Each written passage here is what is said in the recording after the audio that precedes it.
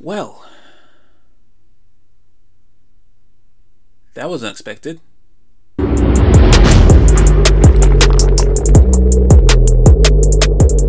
What's up, everybody? It's your boy Chaos. So welcome to a new episode of Take It to the Table, hosted by Wrestling Republic.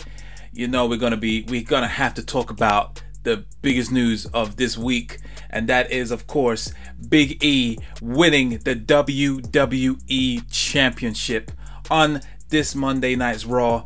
And yeah, we're gonna be delving on into the rest of the card and what's happened in the show as well. But we got to talk about the biggest moment of the show. Big E finally cashes in his Money in the Bank contract and defeats Bobby Lashley after the main event, which was initially Bobby Lashley against Randy Orton for the WWE title. They've been advertising it, and that match was originally going to be at the Extreme Rules pay-per-view, but for some reason they bumped it up to this week's Monday Night Raw. And yeah, prior to that, Big E pretty much teased, or he pretty much announced on his Twitter that he said, you know what, let's get the cat out of the bag. I will be looking to cash in my Money in the Bank contract on this Monday night's Raw. And yeah, they were teasing it all night long, and yeah, he actually lived up to his word. No shenanigans, a clean win. So yeah, after the main event, which Bobby Lashley retained the WWE Championship after a little bit of outside interference with MVP obviously trying to assist Bobby Lashley. Then there was a little conversation between him and Riddle. Randy Orton came out, RKO'd the hell out of MVP on the concrete floor. Randy Orton came back in, got destroyed with a spear, 1, 2, 3, and then post-match, that's when Riddle was trying to attend to Randy Orton. Bobby Lashley said, "What the fuck you doing, motherfucker?" Took him up, choked him out, threw him outside, bashed his head against the turnbuckle, and then, or the LED post that they have there now, and then there was then Bobby Lashley put Randy Orton right through the announcer's table, but for somehow during that move he tweaked his ankle, and then he was walking up into the ring, and then that's when Big E came out. He was obviously saying, "I'm going to be cashing in," and then he went to a commercial, came back. Big E slapped the taste out of Bobby Lashley's mouth, and you see a mouth, and he's like, "Ring the effing bell," and then he started he started pummeling Big E at the beginning, and then eventually Big E started targeting the hindered leg, and then he was trying to go for the big ending. Didn't work out. Got speared as well. Did get speared, but he kicked out at 2, and then eventually he finally hit the big ending. And 1, 2, 3, there you have it. Big E is your new WWE champion.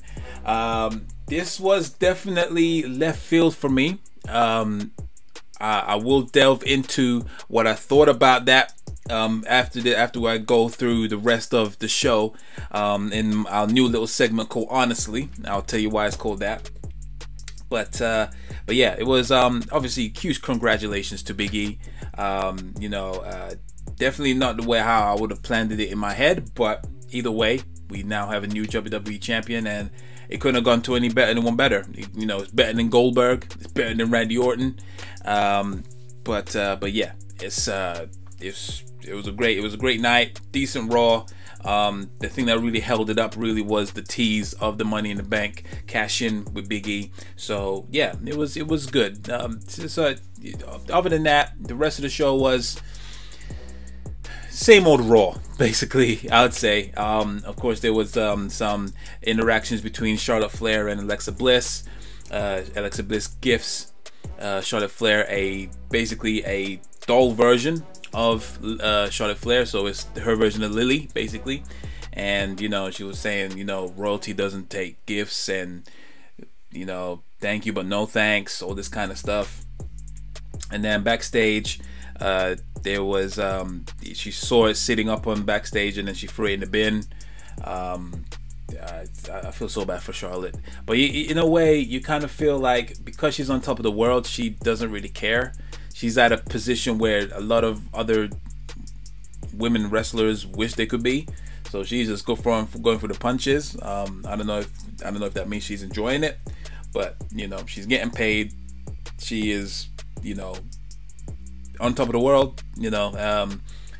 Even though I don't like, or I could care less about this character of Alexa Bliss, I wouldn't mind seeing her being champion right now. I honestly wouldn't mind seeing her champion.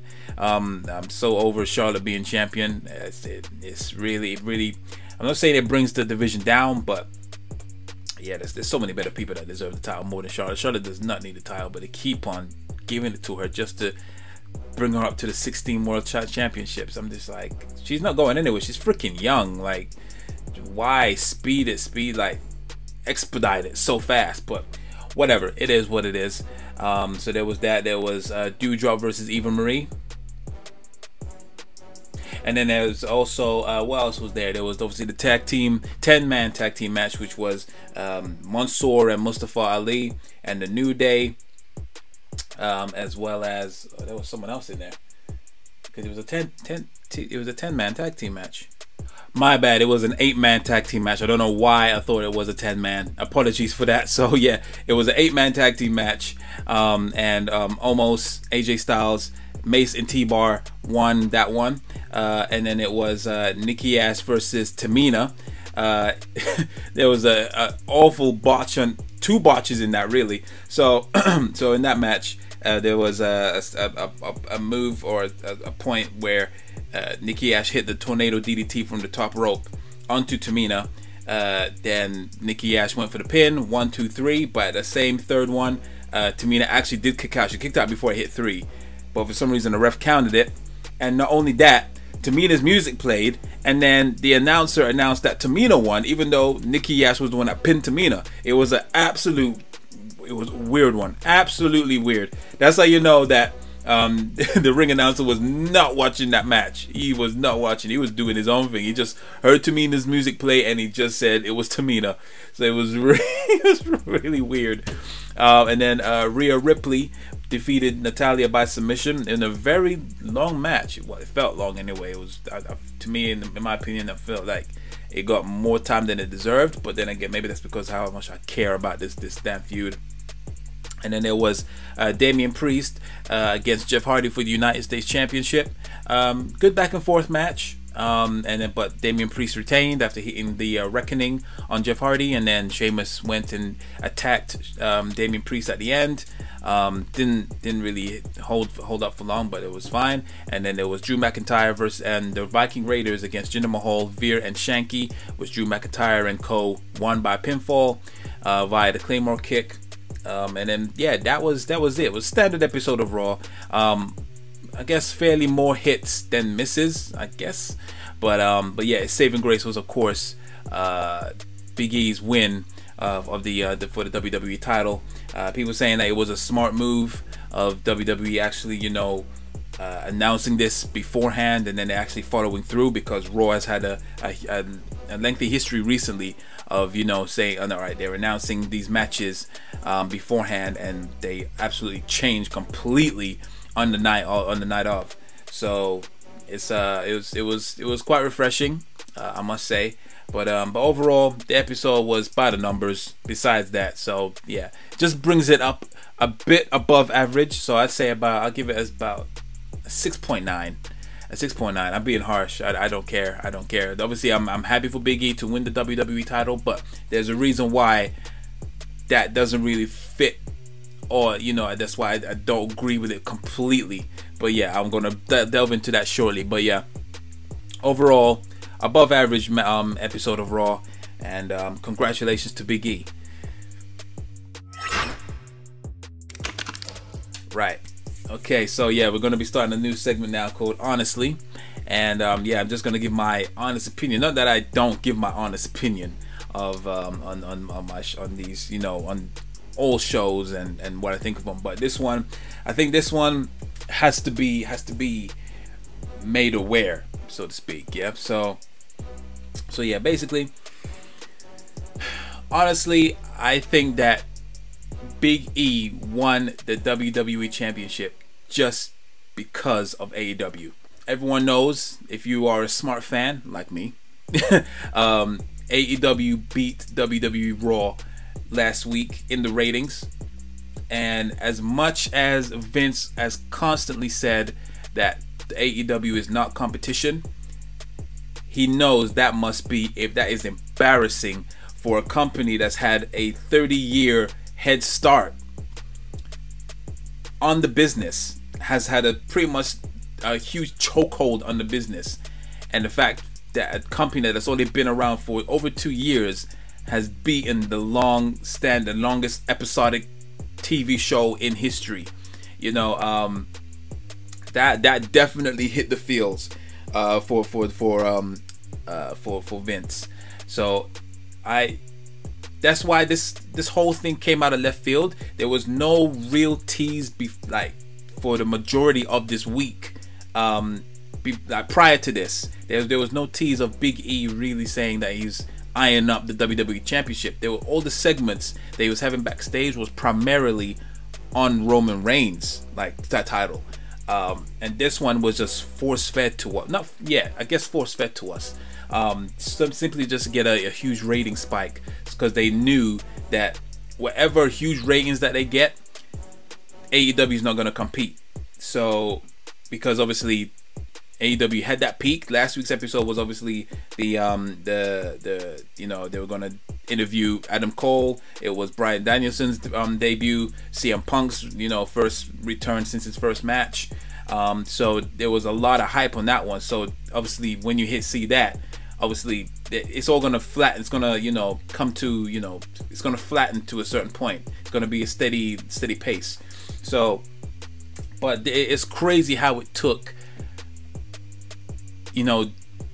people that left their company, went to somewhere else, and everyone's tuning in for them to actually pull their heads out of their asses to go and say, okay, we need to, we can't let this happen again. We need to get a huge rating spike.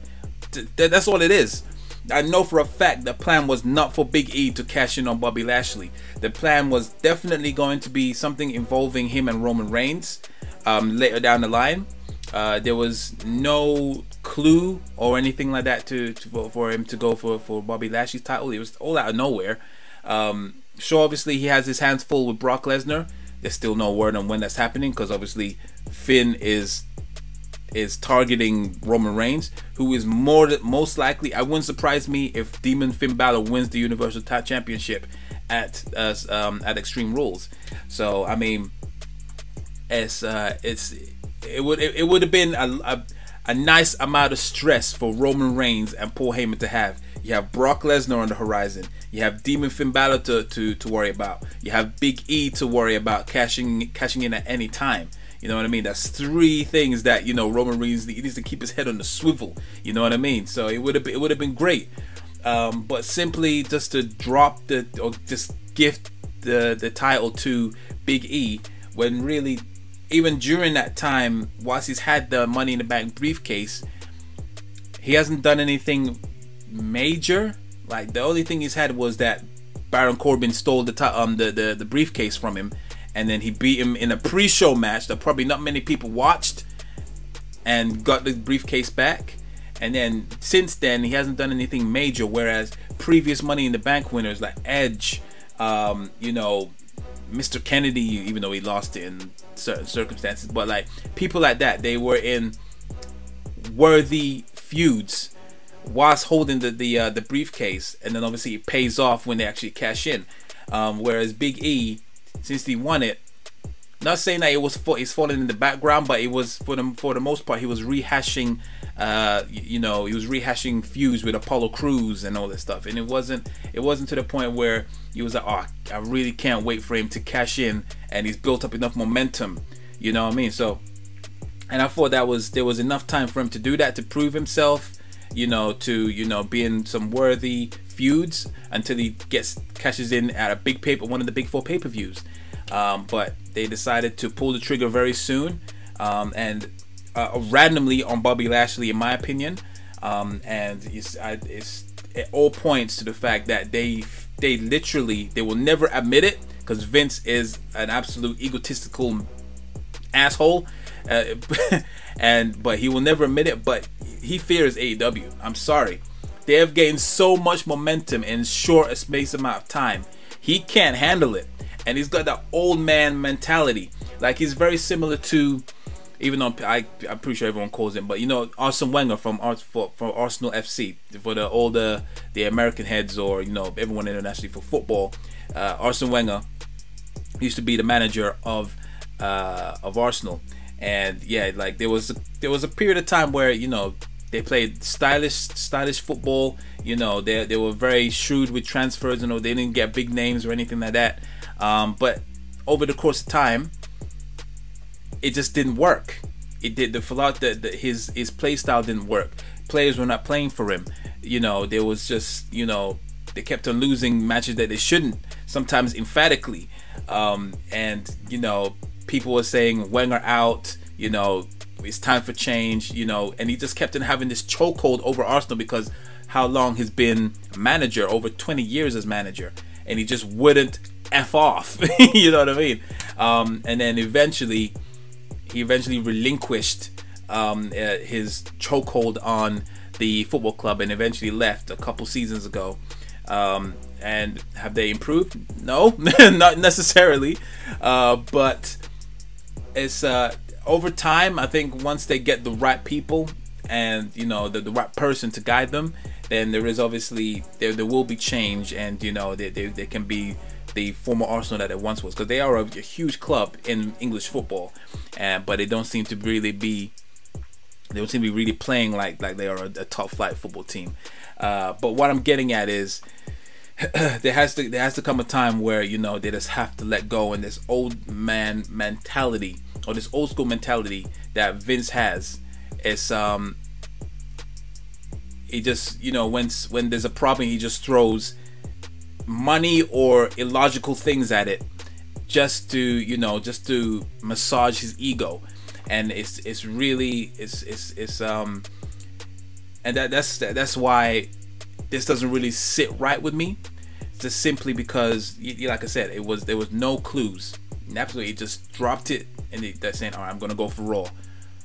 How come you get why is there a loophole? Why are you all of a sudden going for Bobby Lashley? What's wrong with Roman Reigns? Why this, why that? And it's just all, you know, just rushed. Sure, obviously it's good that they announced it, but they had to announce it because they need people to go and see it actually happen.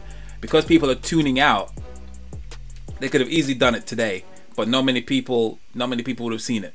So that's the sole reason why, just to massage their ego, saying, there you go, people do care. 600,000 people actually watched. Boom, there you go. AEW ain't got shit on us.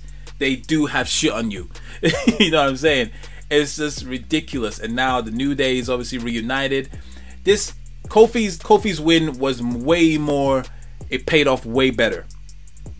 I think honestly, I think Kofi's win paid off a lot. It felt great. I felt so good when it actually happened. With this one, I'm happy for Big E, but something's not there. It doesn't feel fully deserved for me. Like, I don't know what it is. Yeah, it's just something about it. Like I said, I'm happy for Big E. I'm not saying that he doesn't deserve it. I just think that it was just, Kofi's win was just so. It was just so gratifying. It had a good feeling, and I was there when it happened. So I popped my tits off when that happened. But yeah, this one, yeah, something about it, and because if you really peep how it is, why they did this, it just even takes more wind out of it. You know what I mean? So, but yeah, that's my take on it. That's why I honestly think why Big E won the WWE Championship, simply because AEW beat them in the ratings. It's not because they want him to be the face. Obviously, eventually they want him to be the face, you know, because otherwise he wouldn't have won the Money in the Bank. But I just know that there was slow burning that, and I was fine with that. I was fine for Big E to have the championship until the Rumble or Mania, a pay-per-view, not on some random episode of Raw. You know what I mean? That's 2 Money in the Bank cash-ins on Raw. Why Raw? You know what I mean? Like, I know Raw is dog shit. but I mean, come on, like, it's that just says it all. That just says it all. Like Nikki Ash one, I could care less, but the Big E one, it was fine in SmackDown. Let it slow burn for Roman Reigns, for him to overtake. He's the one to take out head to head of the table. Now everything is changed up, and yeah, I think that's why it doesn't really sit with me. Now I'm wondering, is he gonna get a lengthy title reign? I hope he does. Of course, I hope he does. But it wouldn't surprise me if Bobby Lashley is the one that wins back the title. Dare I say, a couple weeks later, like how Nikki Ash only had it for less than a month. You know what I mean? So I don't know how I feel about it. Let me know what you think in the comments below as well. But like I said, this is what I honestly think about Big E's WWE title win. And other than that, guys, it's a short one, fairly short one today. Just wanted to get that off my chest after watching Raw. So yeah, please, as always, like, share, and subscribe to the channel as well. Also, make sure you go check out WrestlingRepublic.com for all the latest news, debates, opinions, controversies, all this kind of stuff. Make sure you go check it up, and also go check out their Instagram at Wrestling Republic, and also be sure to follow me at official_TITTT. I'll leave it down there below. And yeah, it's been your host Chaos, and until next time, guys, this has been Take It to the Table. Peace.